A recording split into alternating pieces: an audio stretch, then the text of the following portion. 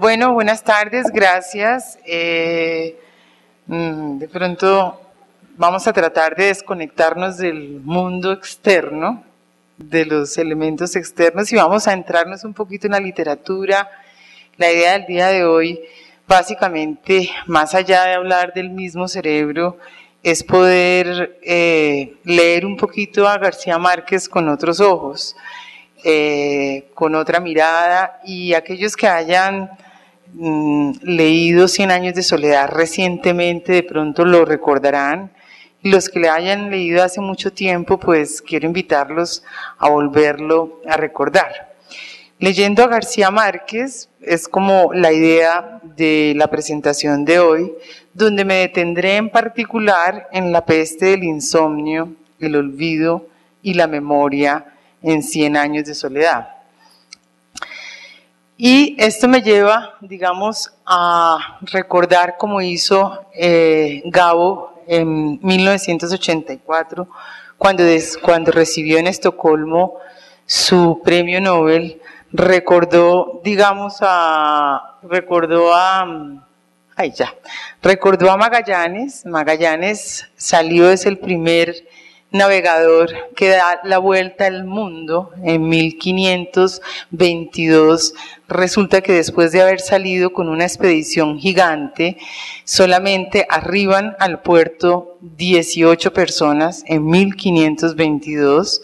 Incluso él mismo murió antes de darle la vuelta circular al mundo, y a partir de ese viaje, digamos, se documenta por primera vez alguien que le da la vuelta estilo cinturón al globo terráqueo. Sin embargo, lo más importante fue que de esos 18 hombres que pudieron, las crónicas que relatan ellos durante su viaje fue increíble, como al final él llega enfermo, incluso por eso él muere casi un año antes de cumplir el viaje. Al final toda la expedición tuvieron que comer el cuero de la misma nave, se peleaban y se pagaban oro por comer rata, duraron muchos meses sin alimentación y demás. Y lo interesante de aquí es lo que vamos a oír de lo que pasó. Vamos a oír a Gabo cuando habla de eso. Antonio Pigafetta, un navegante florentino que acompañó a Magallanes en el primer viaje alrededor del mundo, escribió a su paso por nuestra América meridional una crónica rigurosa que sin embargo parece una aventura de la imaginación. Contó que había visto cerdos con el ombligo en el lomo y unos pájaros sin patas cuyas hembras empollaban en las espaldas del macho, y otros como alcatraces sin lengua cuyos picos parecían una cuchara. Contó que había visto un engendro animal con cabeza y orejas de mula, cuerpo de camello, patas de ciervo y relincho de caballo. Contó que al primer nativo que encontraron en la Patagonia le pusieron enfrente un espejo, y que aquel gigante enardecido perdió el uso de la razón. Perdió el uso de la razón al primer, dice García Márquez, al primer indígena de la Patagonia que le hicieron ver su imagen en un espejo.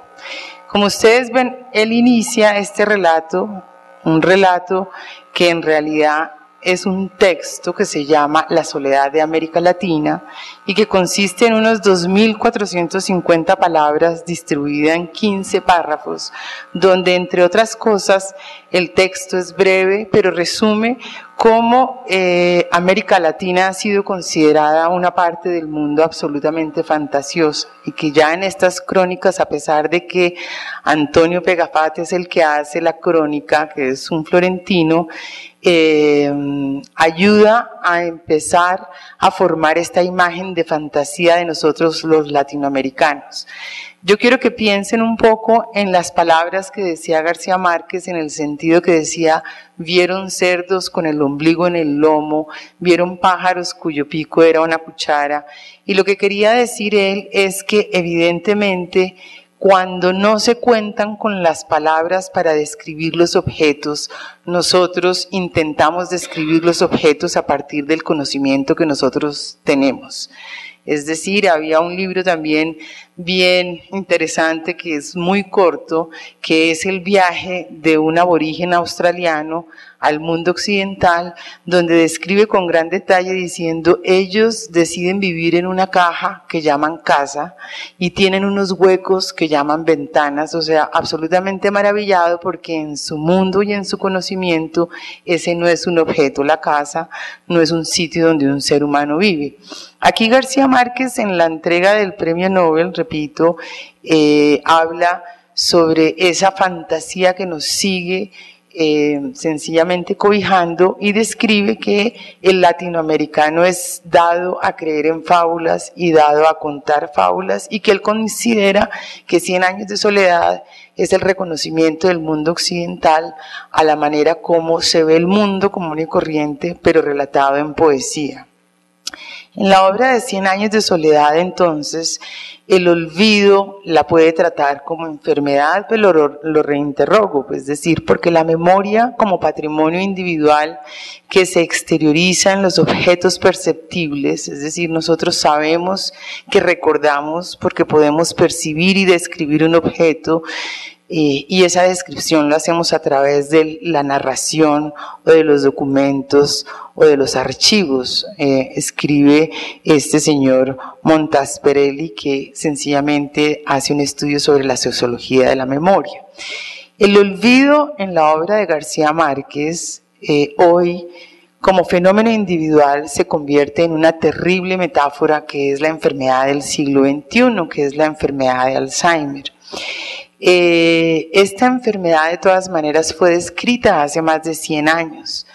En ese entonces, cuando Alzheimer recibe una paciente que se llama Augusta, que tiene 51 años, es la primera vez que se describe que no recuerda y ese no recuerda progresa y esa progresión es lo que convierte en la enfermedad de Alzheimer. A partir de 1906, que es cuando él la describe, comienzan todos los científicos, digamos, a hablar sobre la selectividad de las funciones cognitivas. En el caso particular de Augusta, la paciente de Alzheimer, se trata nada más y nada menos que la pérdida selectiva de la memoria. Pero los primeros casos de selectividad fueron afrontados de todas maneras por Sigmund Freud, quien es el que describe la selectividad de la pérdida de la capacidad de reconocer un objeto. Y en ese entonces, en las escuelas parisinas, como aquí vemos en estos cuadros que es hipnosis de una histérica en la Salpêtrière, encontramos que los que estudiaban la mente o los que intentaban estudiar la mente comienzan a observar los sujetos que tienen algún daño selectivo y es ahí cuando se instaura la necesidad de estudiar las funciones cognitivas de manera aparte y selectiva. Contemporáneo a Freud, contemporáneo a Alzheimer, el doctor Arnold Pick, por ejemplo, en 1906, al tiempo que se describía Augusta, por primera vez habla sobre un paciente que comienza a perder selectivamente la memoria y es lo que se llama afasia primaria progresiva, que lo vimos hace 8 días, en donde estos pacientes sencillamente van olvidando poco a poco las palabras. A partir de Arnold Pick, Freud y todos, hoy en día sabemos que hay selectividad incluso para reconocer objetos si solamente lo vemos por el color, si solamente lo vemos por la forma, por la profundidad, por el movimiento. Y en toda esta, digamos, inicio de observación de la mente de una manera más juiciosa, nos volvemos a mirar qué tiene García Márquez de particular cuando estos autores a comienzos del siglo XX comenzaron a describir lo que era la mente en referencia a la memoria, el objeto, el movimiento y demás. La manera como llegamos a la observación de leer a García Márquez con otros ojos es que, a pesar de que Alzheimer describió a esta paciente con pérdida de memoria, solo hasta 1972, es decir, casi 70 años después, el doctor Tulvin describe por primera vez que la memoria no es solamente recordar lo reciente y lo de hace mucho tiempo, sino que la memoria tiene unas divisiones muy singulares. Y para esto escribo la fecha de las descripciones de Tulvin, pero Gabo escribe 100 años de soledad en 1967 o termina de escribirlo y su gran publicación fue en 1968. Introduzco, digamos, la lectura que los quiero invitar de García Márquez con una frase de Nietzsche que es preguntarse ¿qué es la originalidad? Y la originalidad, dice él, es algo que no tiene nombre, que aún no puede nombrarse, aunque todo el mundo lo tenga ante sus ojos. Tal como los hombres suelen ser, tan solo comienzan a ver las cosas cuando se les nombra. Los originales fueron los nombradores. A mi manera de ver, desde el punto de vista de la experticia en memoria, es García Márquez quien lo nombra por primera vez.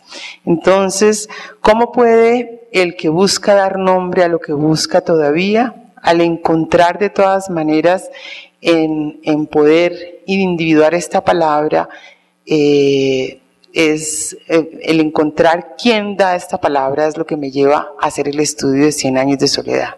En 1992, durante la presentación de uno de los primeros trabajos en memoria selectiva con Patricia Montañez en la Fundación Santillana, por primera vez al tratar de querer recordar algo colombiano ante dos investigadores franceses, se me ocurrió hacer esta comparación de 100 años de soledad y las nuevas definiciones de la memoria. En el año 2001 publicamos el libro con la autora Patricia. En el año 2009 nuestra gran colega e importantísima neuropsicóloga hoy en día, Katia, publicó también un análisis de la memoria leyendo a García Márquez en Brain. Y este nuevo capítulo que lo encuentran ustedes en el libro analiza lo que vamos a ver aquí. Pero antes de poder leer este García Márquez, recordemos cómo eran las clasificaciones de la memoria. Antes de Tulvin, antes del 72, se hablaba básicamente de la memoria como un concepto netamente temporal, lo reciente y lo remoto. En 1972, el doctor Tulvin explica que la memoria se divide en dos tipos de memoria. La memoria explícita, o sea, aquella memoria que uno recuerda. ¿Cómo se llama? Que uno dice, dígala bien o mal, pero es la que uno expresa explícitamente. Y la memoria no explícita o implícita, aquello que yo no necesariamente digo, expreso, sino que mecanismos más inconscientes, digamos, hablan de ella. Dentro de esta memoria explícita está la episódica, que es recordar un evento. Ayer estuve, descansé, fui a cine, hace 5 días vino mi tío. O también se encuentra la semántica, que es la memoria que yo puedo decir, pero que no identifico como que ocurre en un lugar y en un espacio determinado. La memoria semántica es el significado de los objetos. A ella volveremos más adelante. La no declarativa es lo que yo no respondo, sino lo que mi cuerpo o mi, entre comillas, inconsciente responde. Hace referencia, por ejemplo, a bailar. Uno baila sin estar pensando si son 2 pasos adelante, 2 atrás, sino es algo absolutamente automático. Hace referencia a mi sistema nervioso vegetativo. Si en este momento oímos un estruendo, inmediatamente el corazón late, pero mi corazón debe latir a una velocidad diferente del que está al lado mío. Es decir, hace más referencia a un recuerdo, porque me da susto o algo, pero con una respuesta que yo no manejo. También volvemos más adelante. Entonces decía que esta distinción entre episódica y semántica la hizo Tulvin solo en 1972, donde dice: la memoria no es la reciente y la remota, sino es recordar o un episodio o mantener, sin una unión temporal propiamente dicha, una semántica o un conocimiento de algo. Para esto entonces vamos a leer a García Márquez, donde vuelvo y hago bien claro que inicia en 1967, antes de Tulvin. Una noche, por la época en que Rebeca se curó del vicio de comer tierra y fue llevada a dormir en el cuarto de los otros niños, La india que dormía con ellos despertó por casualidad y oyó un extraño ruido intermitente en el rincón. Se incorporó alarmada creyendo que había entrado un animal en el cuarto y entonces vio a Rebeca en el mecedor chupándose el dedo y con los ojos alumbrados como los de un gato en la oscuridad. Pasmada de terror, atribulada por la fatalidad de su destino, Visitación reconoció en esos ojos los síntomas de la enfermedad, cuya amenaza los había obligado a ella y a su hermano a desterrarse para siempre de un reino milenario en el cual eran príncipes. Era la peste del insomnio. Cataure, el indio, no amaneció en la casa. Su hermana se quedó porque su corazón fatalista le indicaba que la dolencia letal había de perseguirla de todos modos hasta el último rincón de la tierra. Nadie entendió la alarma de Visitación. Si no volvemos a dormir mejor, decía José Arcadio Buendía de buen humor, así nos rendirá más la vida. Pero la india les explicó que lo más temible de la enfermedad del insomnio no era la imposibilidad de dormir, pues el cuerpo no sentía cansancio alguno, sino su inexorable evolución hacia una manifestación más crítica, el olvido. Quería decir que cuando el enfermo se acostumbraba a su estado de vigilia, empezaban a borrarse de su memoria los recuerdos de la infancia, luego el nombre y la noción de las cosas, y por último la identidad de las personas, y aún la conciencia del propio ser, hasta hundirse en una especie de idiotez sin pasado. José Arcadio Buendía, muerto de risa, consideró que se trataba de una de tantas dolencias inventadas por la superstición de los indígenas, pero Úrsula, por si acaso, tomó precaución de separar a Rebeca de los otros niños. En realidad no se le ocurrió que fuera aquella la primera manifestación del olvido, porque el objeto tenía un nombre difícil de recordar, dice José Arcadio, pero pocos días después descubrió que tenía dificultad para recordar casi todas las cosas del laboratorio.